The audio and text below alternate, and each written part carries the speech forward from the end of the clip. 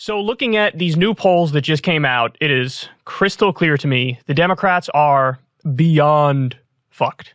They're as fucked can be. They're so fucked that we need to invent a new word because fucked isn't strong enough.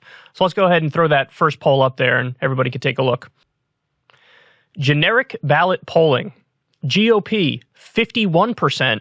Democrats, 41%. This is an ABC Washington Post poll. And listen, let me put this in perspective for you, because it looks bad up front, but it's actually worse than it appears. So when you look back at 2010, which we now call the Tea Party wave, Republicans had a 3-point advantage. 3 points. Now they have a 10-point advantage. So stop and think about that. That is horrendous, because you have to understand the Democrats have about a 5-point built-in disadvantage solely because of the lack of any voting rights legislation, solely because the gerrymandering situation. You can come back to me now, Colvin. Thanks. So what that means is now it is my opinion, even if the Democrats, and this is a huge if, even if the Democrats manage to dig their way out of this hole a little bit, even if Joe Biden somehow at the last minute gets some sense talked into him and realizes, oh, I got to go big or go home. I got to eliminate student loan debt, or I got to legalize marijuana through executive order, or I got to whatever, fill in the blank, do another stimulus check of $2,000. Even if the Biden administration theoretically gets its act together, which I beyond highly doubt, even then I think you're talking about maybe a bump in the polls for the Democrats that just gets them back to a point like it was with the Tea Party wave in 2010. So in other words, even under a best case scenario, the Democrats get obliterated in a Tea Party-like 2010 wave. Stop and think about that. So listen, the most frustrating part of all of this is I have no doubt, based on all the reporting, based on what I've seen in the media, based on the chatter in Washington, that every single person who's in Joe Biden's ear is impressing upon him this idea that the problem was that you were too ambitious. The problem was that you went too far, too quickly, and people weren't ready for that kind of change. The problem is the Bernie Sanders types and the AOC types and the bold economic agenda. The real solution is to be more moderate, more centrist, more corporatist. And of course, I don't need to tell you guys this, you know this better than anybody else. If Biden continues to go down that path of being milquetoast Joe Biden, right-wing Joe Biden, well then he could slip even further in the polls, and the Democrats can slip even further in the polls. Because at the end of the day, the question is this. What do they stand for and what are they doing? I ask you, what do the Democrats stand for? At this late date, all we have is still Donald Trump is really bad. Okay, and then what? And then what? What's the last amazing thing that the Democrats did? And amazing is a stretch, by the way, to use that word. But they cut the $1,400 check in one of the COVID relief bills. That was a long time ago. People are like, what have you done for me lately? And of course, we still have COVID doing a number on the country. Now we have inflation that people are dealing with, and the mainstream media conventional wisdom on that is, oh, the inflation is because of the stimulus checks. The inflation is because of the rescue packages. It absolutely is not. The inflation is because of the supply chain crisis. And there's a bunch of complex macroeconomic reasons as to how we got to this point, and a lot of it has to do with the pandemic. But at the supply chain crisis, we don't have enough goods.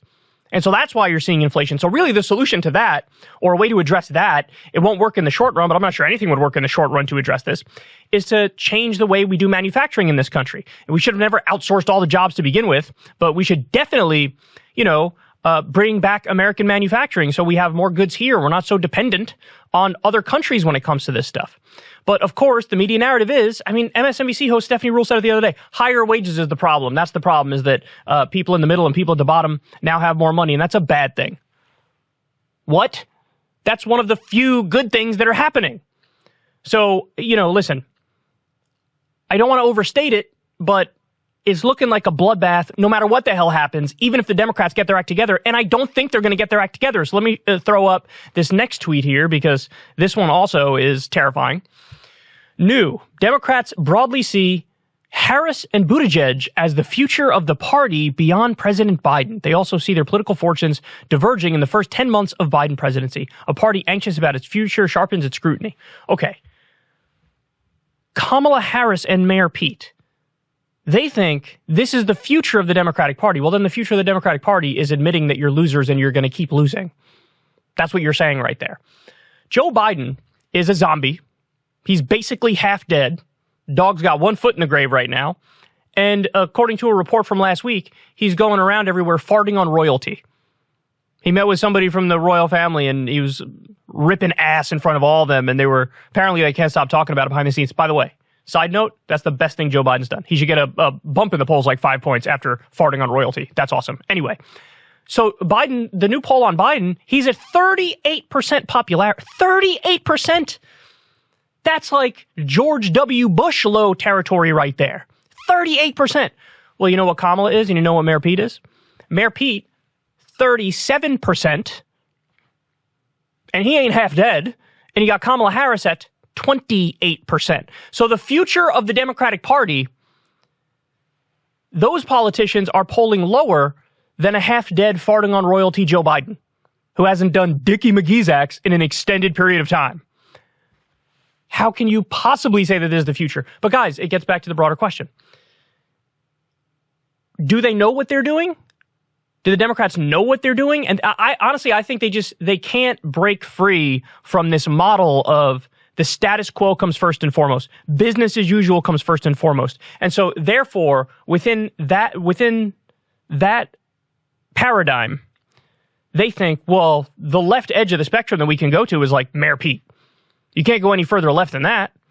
And of course, there was that Jacobin study that just came out, which showed that the best candidates electorally they describe them as populist progressives. So in other words, Bernie Sanders style. The woke moderates, as they called them, polled at dead bottom. They were the worst. They were the least viable electorally. Well, what camp do Kamala Harris and Mayor Pete fall in? Woke moderates.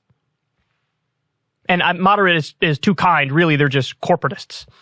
So just to put it in perspective, how disliked they are.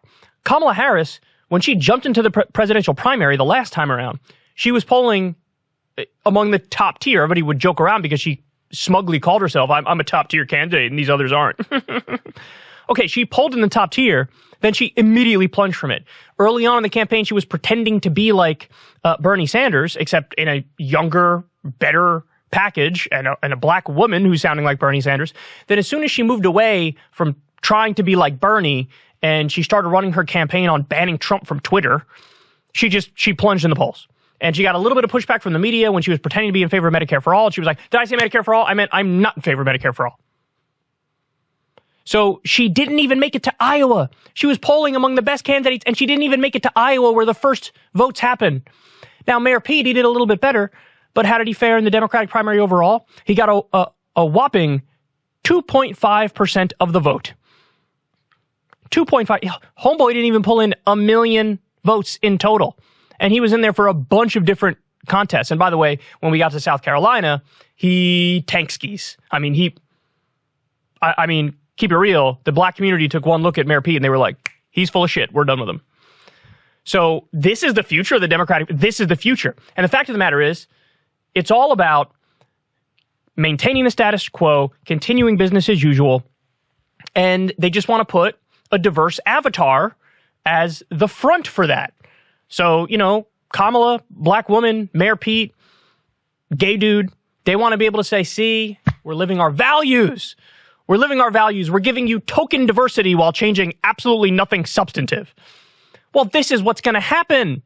This is what Joe Biden is polling better right now, and he's the president, and the president historically gets way more scrutiny than the fucking transportation secretary. So I can't impress upon you enough. It is so early for me to be doing this segment, given that the election's in 2022, but I'm doing the segment now. Democrats are going to get draxed. Again, we're talking about a wave right now way bigger than the Tea Party wave, and the Tea Party wave was historic. And the saddest part of all is the Republicans don't even have to do anything. They just have to exist and breathe in order to beat the Democratic Party right now. Because it turns out when you promise, promise everything under the sun, every good policy under the sun, and then you don't deliver on any of it, of course people are going to be like, well, fuck yourself. And so remember, guys, in the Build Back Better bill, the original bill, elder care was in there. That polls at 79%.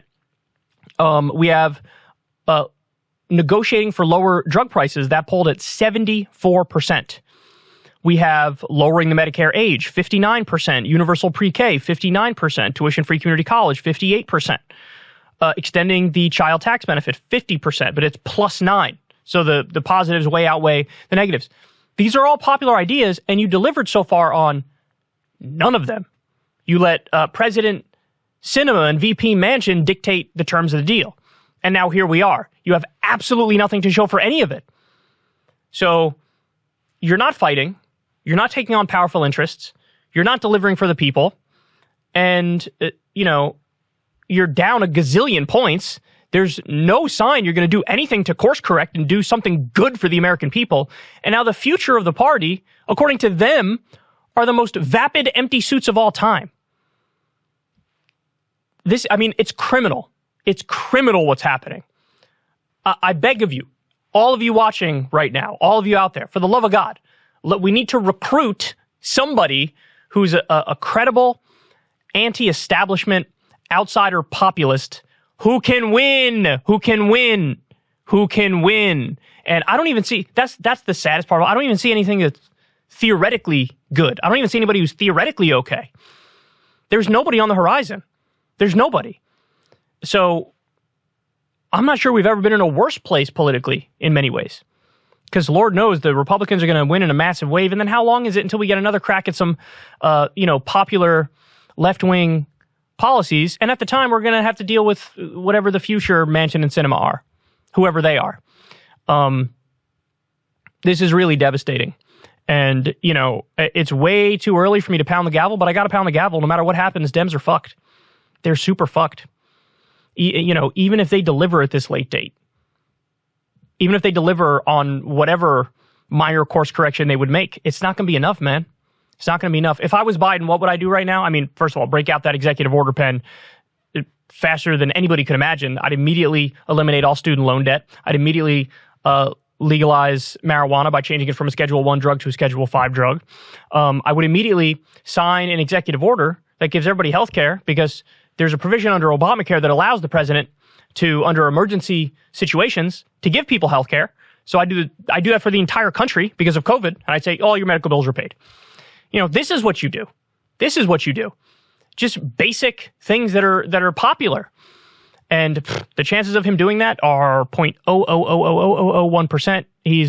In fact, we'll get to these stories later, but he's actually out there right now saying, why is inflation happening? Well, it might have something to do with my stimulus check. Oh my God. Oh my God. You just blamed one of the best things you did on a problem in the country right now. Are you insane? Are you insane? The answer is no. He's surrounded by a bunch of corporate idiots. He is a corporate idiot himself, and he fell for the narrative. Too much big spending is leading to inflation. It's the supply chain, jackass. Get that fixed. Of course, they won't do that either. So, just an utter disaster for Democrats on the horizon.